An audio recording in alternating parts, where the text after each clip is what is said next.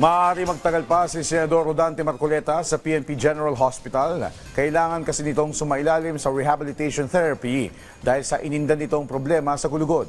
Kasabay nito ay nanindigan ng PNP na walang ibinibigay na special treatment sa senador. Si Ryan Lesigue sa detalye. Wala pang hiling na hospital arrest sa Senator Rodante Marcoleta. Pero sa PNP General Hospital ito idiniretso matapos arestuhin noong Lunes sa Sandigan Bayan dahil sa kinakaharap nitong kasong plunder.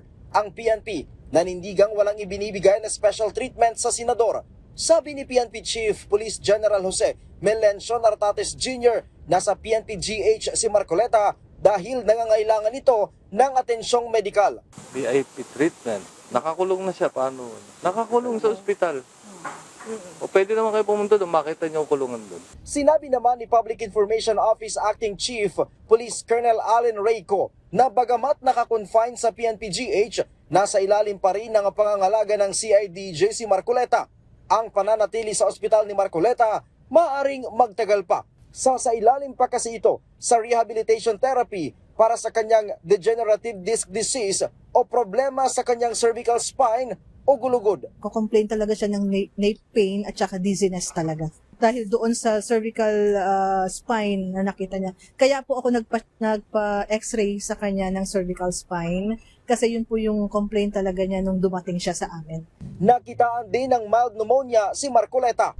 Hindi critical at clinically stable daw ang kondisyon ni Marcoleta pero hindi pa siya maaaring mabigyan ng medical clearance para makalabas mula dito sa PNP General Hospital. Simula daw kasi nang dalhin dito ang mambabatas noong araw ng Lunes, hindi pa nagiging stable ang kanyang blood pressure na umaabot sa 160/90 na delikado daw para sa tulad ni Marcoleta na nasa 72 taong gulang na.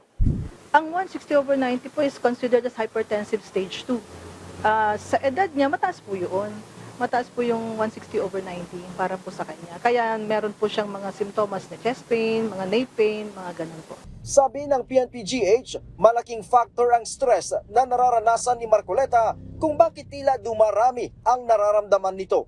Hypertensive po si Senator Marcoleta po talaga eh. So kung siyempre, isa na yon stress, hindi naman mawawala po yun. Kaya lang, baka po kasi dati nang ganon yung BP po ni Senator Marcoleta. Kasi meron na po siyang maintenance medication po eh. Samantala, pasado alas 11 kanina nang mamataan ang may bahay ni Marcoleta na dumating sa PNP-GH para dalawin ang mambabatas. Mula dito sa Campo Crame, Ryan Lesigue para sa Bayan.